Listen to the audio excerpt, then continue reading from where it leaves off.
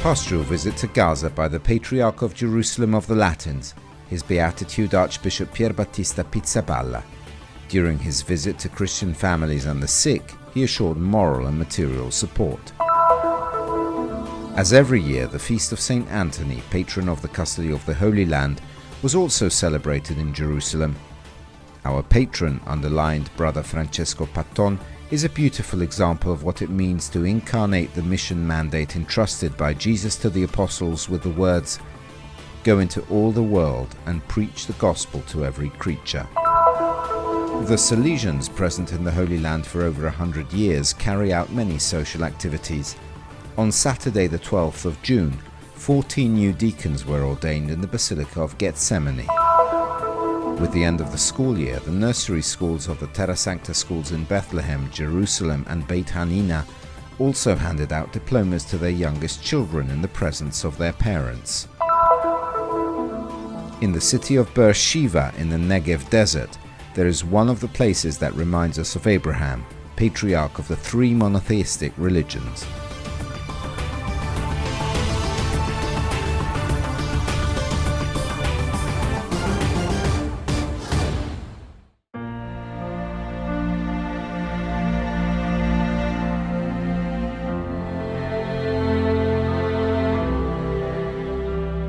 La prima impressione che mi ha colpito molto è quando praticamente tutti. My first impression, what struck me very much, is when practically everybody told me not only to think about the material destruction, but also about the consequences on people.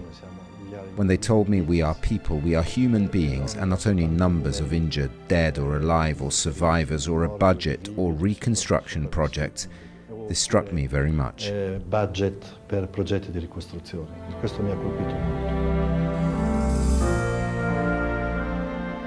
The Patriarch of Jerusalem of the Latins paid a pastoral visit and support to local Christians to Gaza in recent days.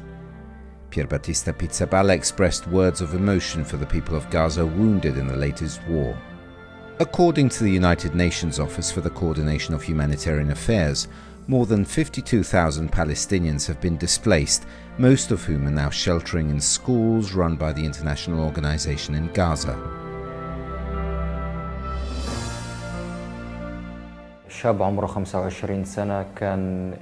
I am 25 years old and I was terrified and scared. I saw death with my own eyes. We evacuated our house twice because of the proximity of the attacks. The situation was very difficult and frankly today I'm thinking of emigrating since there are no longer the security conditions to stay here.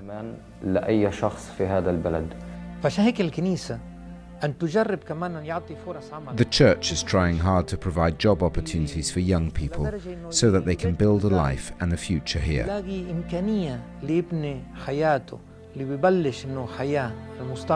The Latin Patriarchate engaged in this major job creation project in the year 2018, and it started with a relatively modest program of about 10 employees and gradually increased to 20, 30, 40, and now we have 65 youth, in particular in Gaza, that are employed through the job creation project. The church's efforts are not only limited to providing employment opportunities for young people, but also include moral and material support. Abbiamo individuato 35 famiglie cristiane che hanno bisogno. We have identified 35 Christian families who need help and who will be supported by the Latin Patriarchate, in whole or in part, depending on the situation. We also wanted to provide further facilities for students in our schools, all students, not only Christians, but also Muslims. I must add that the appeal I made to our community, to our diocese, to support the community of Gaza has had a positive result. From the areas of Palestine and Israel alone, more than $60,000 have arrived. Palestina ed Israele sono arrivate oltre 60.000. Archbishop Pizzaballa's visit helped to encourage the parishioners as he not only visited poor and marginalized families and the sick, but also gave them hope and confidence despite the siege and oppression.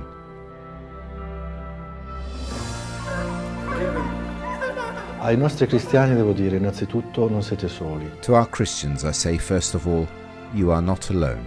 We are here, that is why we have come, to express our closeness in concrete terms.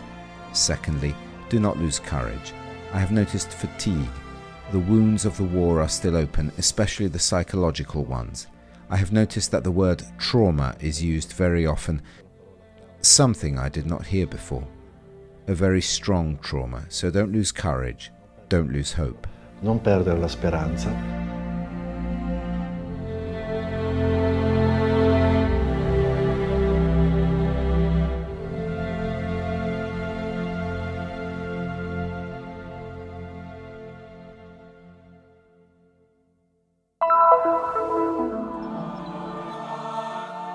In Lisbon, Padua in Italy, and all over the world, the 13th of June is the feast day of St. Anthony. As every year, the feast was also celebrated at St. Saviour's Convent in Jerusalem, since the custody of the Holy Land has St. Anthony as its patron saint. San Antonio. We know very well that St. Anthony is one of the best-known saints in the world, and so far he is the first to be canonized within a year of his death. This alone explains his exceptional nature, and it is no wonder that the friars of the custody, in the midst of the troubles and problems that arose during the First World War, invoked him as their patron saint, as the one who can help in the midst of trouble. The Mass in the Church of St. Saviour was presided over by Brother Francesco Patton, Custos of the Holy Land. The celebration was attended by His Beatitude Monsignor Pierbattista Pizzaballa, Patriarch of Jerusalem of the Latins, together with Monsignor Giacinto Marcuzzo. Representatives of the Jerusalem churches were also present, as well as Giuseppe Fedele, Consul General of Italy in Jerusalem. Pope Gregory IX in 1228 called St. Anthony Ark of the Testament and Doctor of the Church because of his knowledge and love of the Holy Scriptures. The theme of the homily of the Custos of the Holy Land was St. Anthony, distinguished preacher and intercessor in need. During this last very difficult year of pandemic and tensions, continued Brother Patton, we friars of the custody have strongly felt the intercession of St. Anthony. We have entrusted ourselves to him in a special way. We can say that our patron is a beautiful example of what it means to incarnate the missionary mandate entrusted by Jesus to the apostles with the words, "Go into all the world and preach the gospel to every creature." Our preaching must be the preaching of the apostles, a crown of 12 stars to which nothing must be added or taken away. We must preach the faith and the gospel in its entirety, without reducing or watering it down, without wanting it to become fashionable. Another aspect of St. Anthony's preaching is that of life and the word, and also that of clarity. We have always invoked him, and he became our patron 101 years ago at a very difficult time for the custody. This year we have invoked him every day to help us and protect us from the pandemic. But in times of difficulty, St. Anthony is precious not only because he protects us as an intercessor and as a saint, but also because he helps us to live our experiences of difficulty and suffering in a Christian way. Popular devotion manifests itself in various ways, such as in the tradition of St. Anthony's bread, which recalls his love for the poorest and the miracle of the multiplication of the loaves attributed to him, but also by expressing love for the saint in the most affectionate way, a gesture taken very seriously by this little devotee. In addition to participating in the prayer, the Christian community expresses its friendship and appreciation to the Franciscans of the Holy Land. I thank the custody, the Father Custos, and all the Franciscans who, as they do every year on the feast of St. Anthony of Padua, have invited Archbishop Yasser al-Ayyash, Patriarchal Vicar of our Melkite Church, who could not be present here in Jerusalem because he is in Jordan. Today I represent him and the whole Melkite Catholic Church in expressing our love for this sister church, Franciscan, Latin, and for this parish that has St. Anthony as its patron. St. Anthony is not only the patron of the parish, but he is the patron of the whole province of the Holy Land. I have a great devotion, a great love for this saint. I wish you all the best, so that through the intercession of St. Anthony, you may receive a special blessing.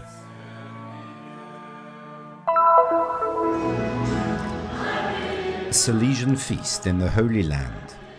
In the Basilica of Gethsemane, in the presence of numerous local religious and Christians, the diaconal ordination of 14 seminarians of different nationalities took place.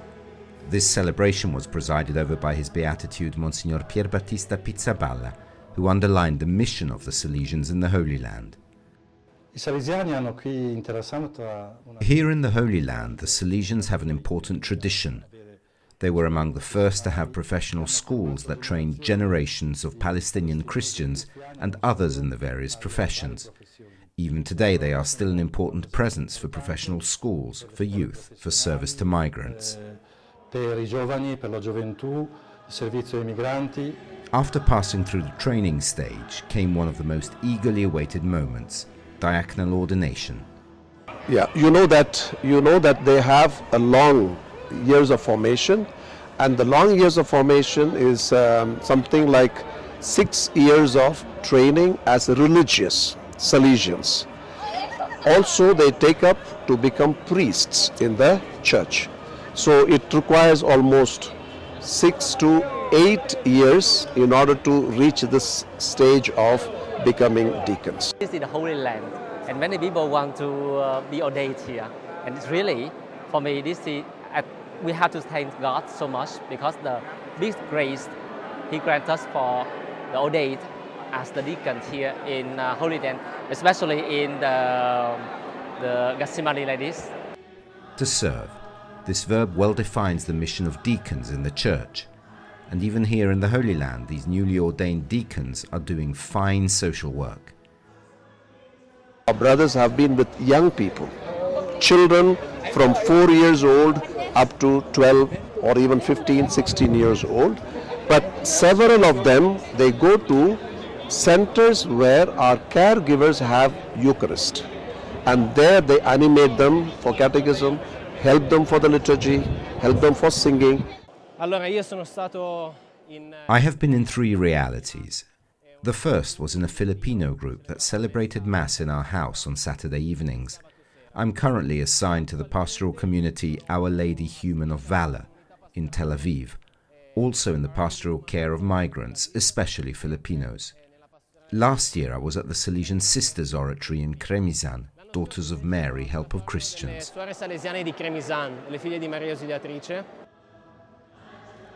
Service, mission, solidarity and joy.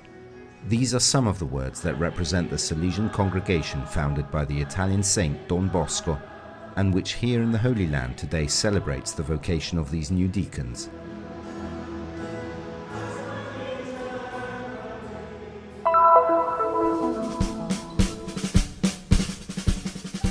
Joy mingled with serenity and innocence in the 2 ceremonies to award diplomas to the children of the TERRA SANTA schools in Bethlehem, Jerusalem and Beit Hanina. This year we had to overcome many challenges due to the absence of the children, absence that we have tried to repair with online teaching. However, I think we have not lost anything this year in preparing them for the first grade. The coronavirus has changed our planet, but not us. Even during the time of coronavirus, The graduation ceremony took place on the 7th of June in Bethlehem in the presence of the parents. It began with the children entering the Millennium Hall, newly reopened after renovations, and their words of thanks to their parents and teachers. The event then ended with some singing and dancing and the viewing of the video to the tune of the song Jerusalem.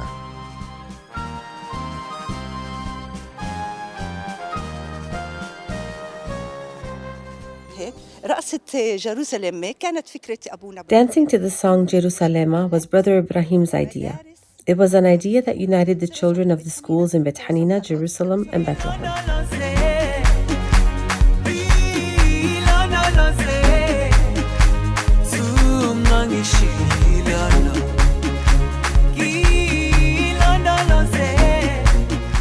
The Franciscans take care of the students from the age of 3 until the end of university. We also offer scholarships. I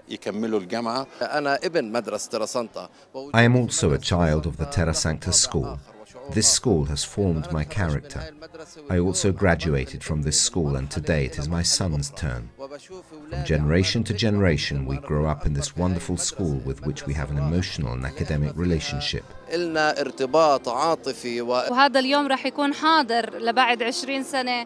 This day will remain in our minds even 20 years down the line. We all remember this day, thanks of course to the commitment of the teachers. We cannot describe our joy. An important ceremony that conveys ambition, love and sowing wishes for a future life to the children. When I get bigger, I'm going to be a manicure girl and a doctor girl. On the 12th of June, a ceremony was held for the children of the Holy Land schools of Jerusalem and Beit Hanina in the Notre Dame Auditorium. There were dance performances, recitation of poems, songs, theatrical performances and speeches in Arabic, English and Italian.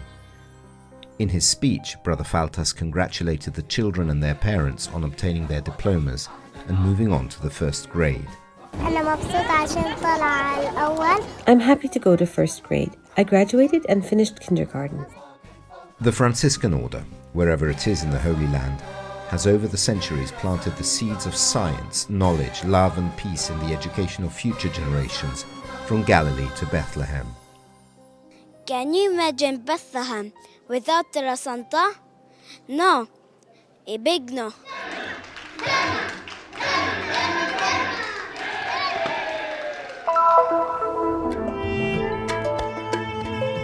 The book of Genesis tells us that Abraham went to complain to Abimelech about a well that his men had taken from him by force.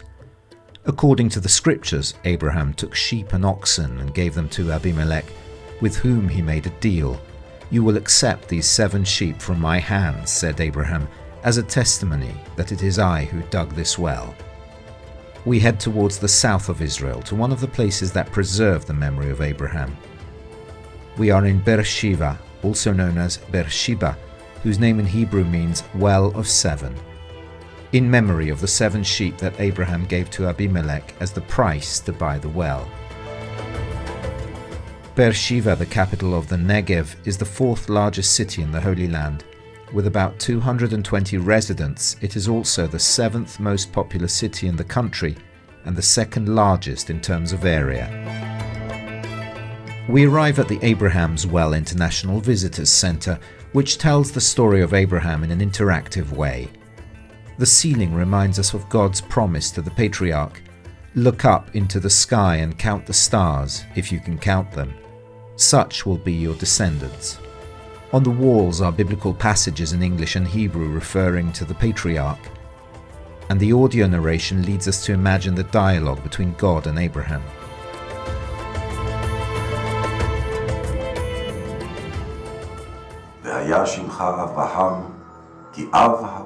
At one point, with the help of Giant Screen, you can experience walking in the desert together with the people of the time.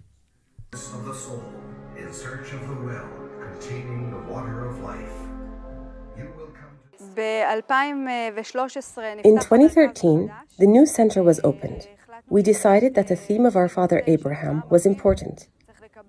That is why we built a center in which we show a film and which offers orientation elements, so that the tradition of our father Abraham can be passed on to all religions.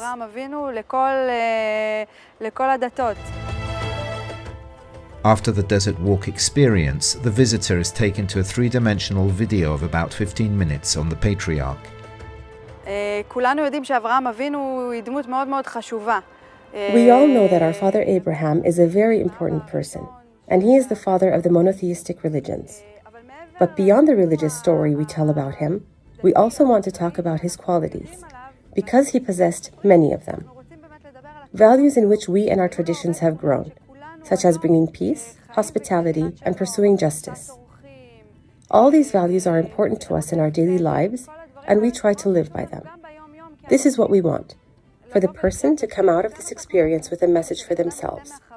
How do they want to live? And how do they relate to all this? And where do they fit as individuals into this great story? At the end of the video, behind the screen, a surprise. A well appears.